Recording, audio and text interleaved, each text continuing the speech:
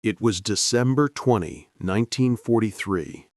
Over the icy skies of Germany, an American B-17 bomber named Ye Old Pub was limping home. The engines were bleeding oil, the tail was shredded, and bullet holes covered its wings like open wounds.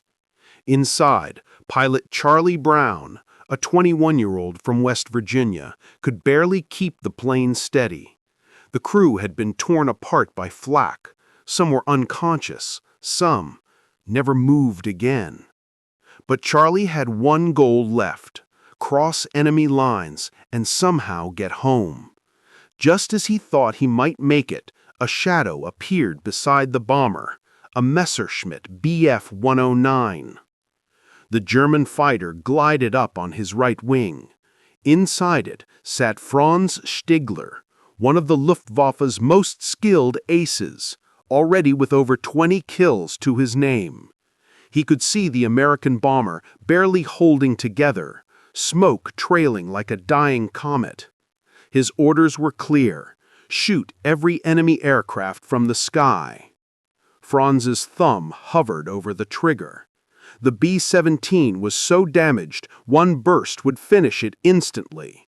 But then, something caught his eye: a wounded crewman tending another's injuries through the open fuselage. And for the first time in his life, Franz hesitated. Inside the B-17, Charlie Brown saw the German fighter closing in. His heart stopped. He whispered to his co-pilot, "This is it." He gripped the yoke and waited for the gunfire. But it never came.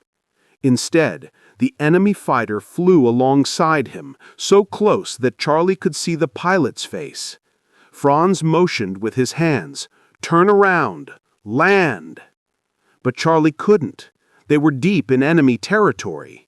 If he landed, they'd be captured. If he flew straight, they'd die. It was an impossible choice. And yet the German didn't attack. He began to escort them. Franz Stigler stayed beside the crippled bomber, flying formation as if protecting it from ground fire. He knew German anti-aircraft gunners below would hesitate to shoot if they saw a German fighter flying with the bomber. He risked court-martial and execution for this act of mercy. But as he looked at the wrecked B-17, he remembered his old commander's words: "You fight by rules of honor. You shoot a man in a parachute, you are no warrior. You are no knight." Franz decided he would not kill men who couldn't fight back. But how long could he protect them before his own side noticed? The two planes, one German, one American, flew side by side, enemies linked by something unspoken. Charlie couldn't believe it.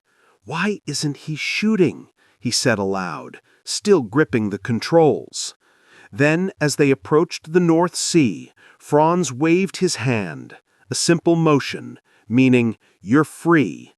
Go home." Charlie was speechless.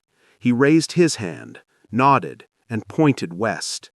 Then Franz Stigler saluted, a crisp, formal German salute, before banking his fighter away and vanishing into the clouds.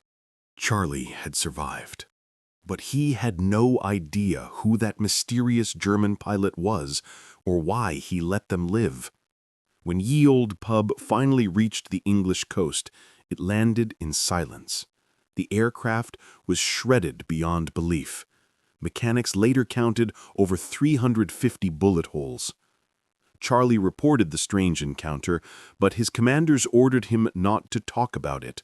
"Don't you dare tell anyone an enemy spared you," they said. "We're at war." So for decades, he didn't. The story became a secret, a memory locked away in the mind of a man who could never forget the face of mercy. Then, almost 50 years later, Charlie decided to search for the man who spared his life. In 1988, Brown placed an ad in a German pilot newsletter. looking for the Luftwaffe pilot who did not shoot me down on December 20th, 1943, near Bremen. Thousands read it. Most ignored it, but one man, an elderly pilot in Canada named Franz Stigler, felt his heart stop. He wrote back immediately. I was the one. When they finally met in person, both men broke down in tears. The moment they saw each other, they embraced like brothers separated by time. But when they told the world their story, people couldn't believe it was real. Historians dug through flight logs, mission records, and personal diaries. Every detail matched. The story was true. A German ace had spared an American bomber over enemy territory. A miracle of humanity in a world gone mad. They became best friends, visiting each other's families every year. Charlie once said, "I love you, my brother." Franz replied, "I love you too, Charlie." When one attended an air show, the other was there. When one got sick, the other called every week. And when Franz died in 2008, something happened that gave everyone chills. At Franz Stigler's funeral, a letter from Charlie was read aloud. It said, "My dear friend Franz, I owe you my life. But more than that, I owe you my faith in humanity. Until we meet again in those eternal blue skies." Not long after, Charlie Brown passed away too, almost as if their bond refused to break even in death. Two men who should have killed each other instead became proof that even in war, humanity can win.